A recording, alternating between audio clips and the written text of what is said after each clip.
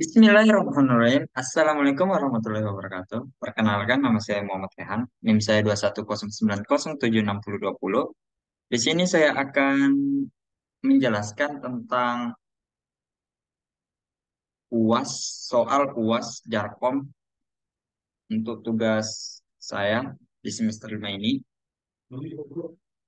Kita langsung saya share screen terlebih dahulu.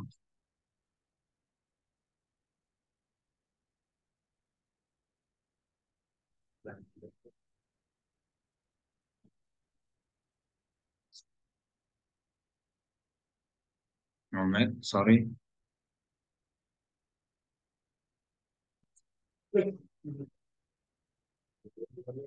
Nah, di sini saya akan membacakan soal dulu terlebih dahulu. Perhatikan protokol Swiss layer 2 pada gambar di bawah ini. Ini gambarnya, Swiss A-nya, port nomornya ada 1, 2, 3, yaitu hostnya di host 1 di host X dan 2 di host Y. Nah, Swiss B-nya ada port 4 dan 5. Nah, di Swiss C-nya ada 6 dan 7 untuk portnya. Dan hostnya Z dan host Z-nya ada di 7. Nah, di sini untuk melengkapi tabel berikut, kita langsung aja ke jawaban. Nah, berikut adalah tabel permutasian paket yang dikirimkan oleh jaringan sampai pesan tiba di host Z. Nah, ini untuk soal lainnya, nomor 1. Nah, kita langsung bacakan aja. Pada langkah 0 atau time 0, host X mengirim paket yang ditujukan untuk host Z. Nah, Swiss A, yang ini, Swiss A, meneruskan paket ke semua port kecuali port 1. Jadi dia mengirimkan semua ini. Swiss A ini mengirimkan semua ke port kecuali ke port 1. Dia mengirimkan ke port 2, port 3, port 4 sampai ke port 7, tapi kecuali port 1. Yang terkait dengan informasi host ke Z dalam tabel penerusan. Oleh karena itu, Swiss B, yang ini Swiss B, meneruskan paket ke semua port kecuali port 3. Jadi, ya, Swiss B ini meneruskan semua paket ke semua port kecuali ke port 3 yang terhubung ke host Y. Pada langkah 2, Swiss C menerima paket dari Swiss B. Nah, Swiss C ini menerima dari paket Swiss B. Swiss C memeriksa alamat fisik Z dalam paket dan memverifikasi bahwa tabel penerusan tidak berisi informasi apapun tentang Z. Oleh karena itu, Swiss C meneruskan paket ke semua port kecuali port 7. Nah, Swiss C meneruskan paket ke semua port kecuali port 7. Jadi Swiss C ini meneruskan semua, tapi kecuali ke port 7 yang terhubung ke host Z. Nah, jadi port C yang terhubung ke host Z.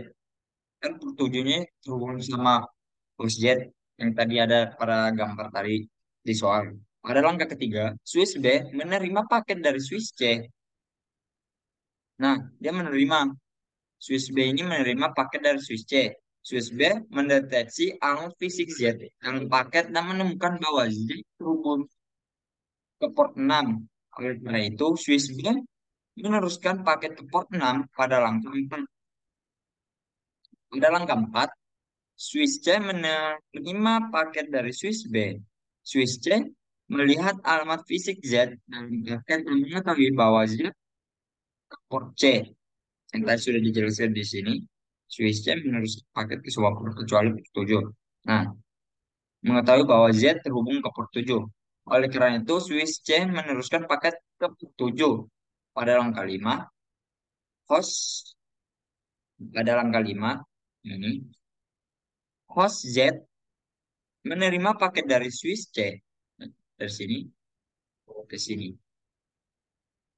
Paket yang dikirim pada saat yang sama adalah paket dikirim dari Swiss A ke Swiss B pada langkah 1. dan paket yang dikirim dari Swiss C ke Swiss B pada langkah 2. Kedua paket dikirim ke port yang sama, 3 di Swiss B. Oleh karena itu, kedua paket dikirim melalui kabel yang sama pada waktu yang bersamaan.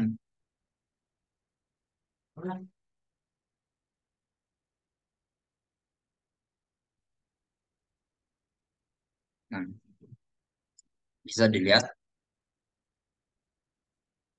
Jadi Swiss. Jadi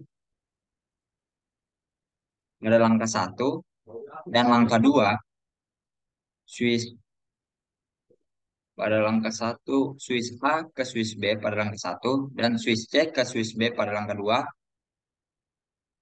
Langkah satu dan langkah 2 Swiss A dan Swiss B, Swiss C, Swiss B dan Swiss C ke port 3 yang ada di B. Mengirim ke semuanya bersamaan dengan satu kabel yang sama dengan tentang waktu yang sama juga.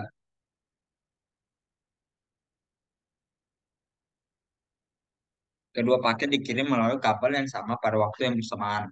Jadi kayak gitu. Nah, kita langsung ke soal kedua. Berikut adalah tabel forwarding Swiss bank di akhir bagian A. Nah, misalnya destinationnya Z, portnya 6. Pada langkah 5, Swiss bank menerima paket dari Swiss C yang ditujukan untuk host Z. Swiss bank akan menambahkan informasi tentang Z ke tabel forwardingnya, yaitu bahwa Z terhubung ke port 6.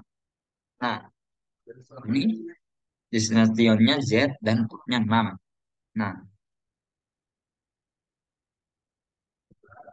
oleh karena itu, tabel forwarding Swiss B akan menjadi seperti berikut. Dari sini, ini Z dan 6 terhubung ke, makanya dia berubah menjadi kayak gini. Tabelnya menjadi kayak gini, yaitu di destination X portnya 3, Y portnya 3, dan 6.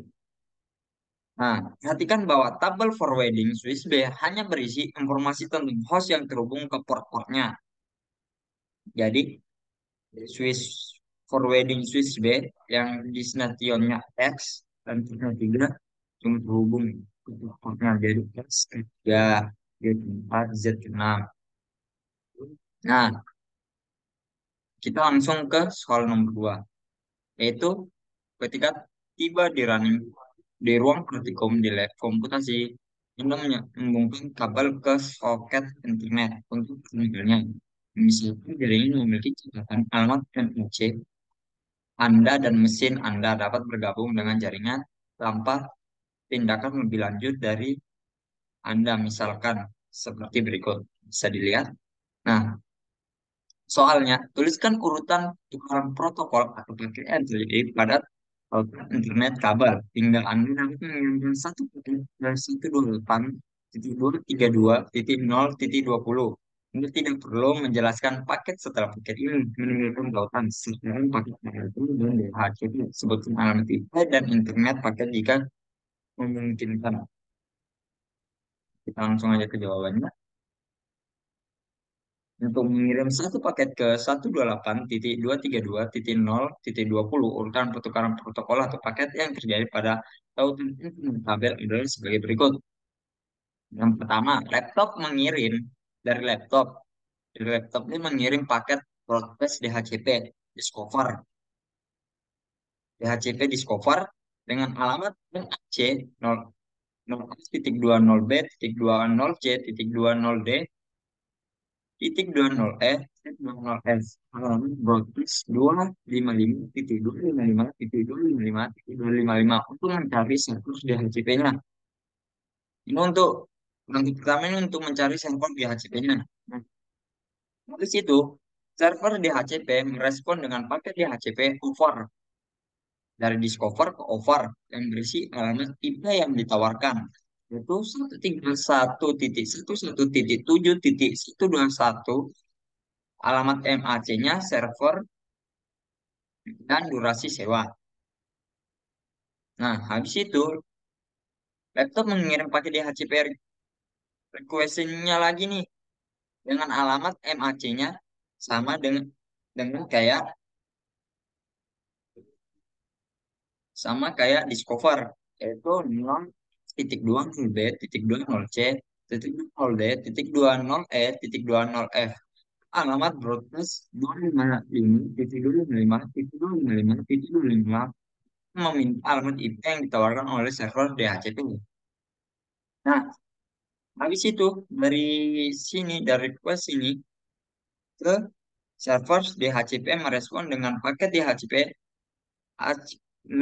Web Legend yang berisi alamat IP yang diberikan 131.111.7.121, alamat gateway-nya 131. Ini gateway. Request gateway 131.11.7.1, alamat DNS dan suruh durasi sewanya. Nah, habis itu laptop mengirim paket ARP untuk mencari alamat MAC dari gateway. Nah, itu mengirim nih paket ARP-nya untuk mencari alamat MAC dari gateway 131.111.7.1. Nah, dari gateway merespon dengan paket reply yang berisi alamat MAC gateway.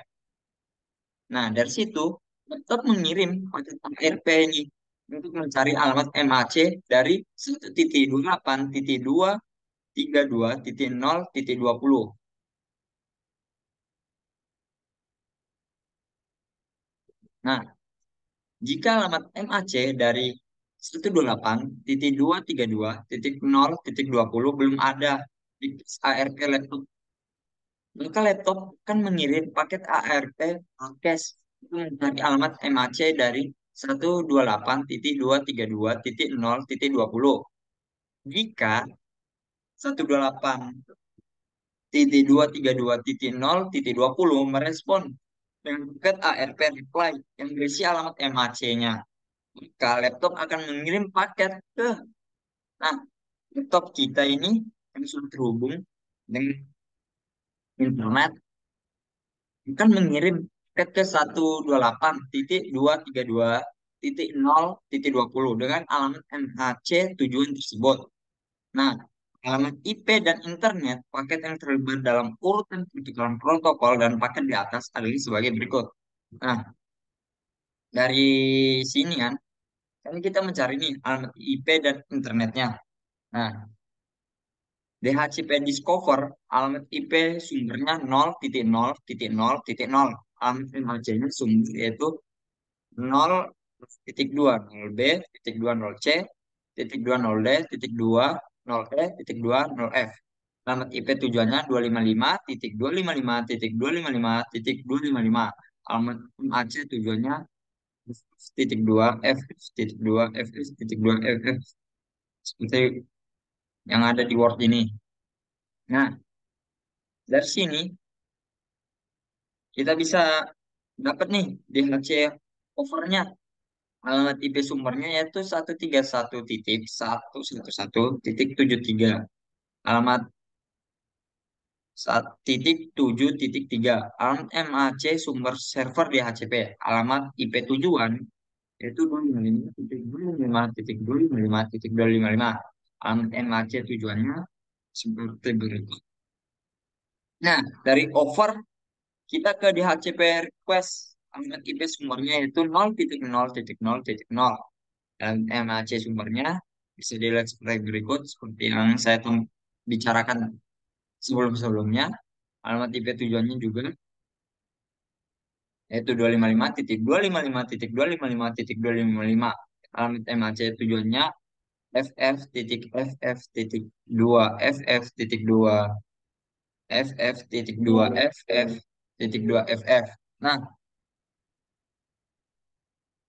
habis itu dari request ke DHC ngecek knowledge atau alamat IP sumber 131 bisa dilihat seperti berikut: 131.11.7.3. Alamat MAC sumber server di HCP-nya, alamat IP tujuan bisa dilihat seperti berikut.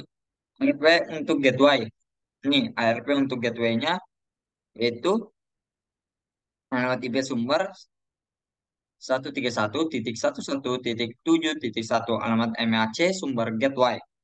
Alamat IP tujuan seperti alamat sumber, tapi dia ada lanjutannya, yaitu .121. Alamat MAC tujuannya bisa dilihat seperti berikut. Nah, di sini kita dapat ARP-nya nih, ARP.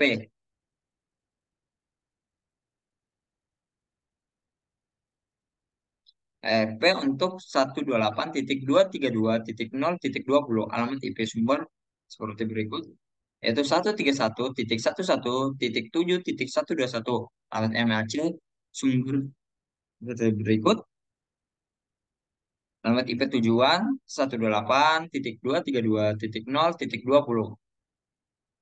Bisa lihat seperti berikut. Nah, ARP reply dari 128.320 alamat IP sumber 128.232.101.0.120 alamat MC 0.211.222.233.244.5 alamat IP tujuannya 131.11.7.121 alamat MNC tujuannya saya seperti berikut.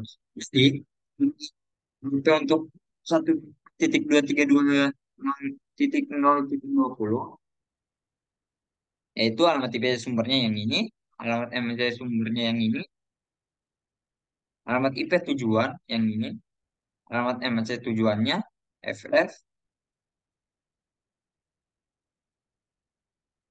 atau alamat MNC tujuan yang diketahui jika sudah ada cache ARP laptopnya.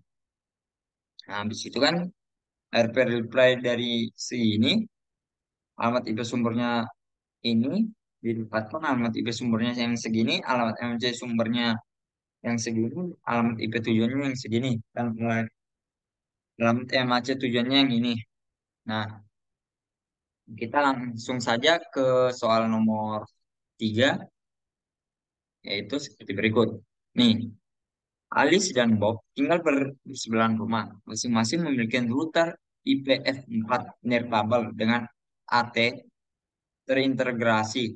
Alice dan Bob berhubungan laptop mereka ke router nirkabel mereka sendiri dan masing-masing menggunakan utilitas yang sesuai untuk memeriksa alamat IP masing-masing laptop. Mereka menyadari laptop mereka memiliki alamat IP yang sama. Nah, mengapa hal tersebut bisa terjadi? Kita langsung aja ke jawabannya.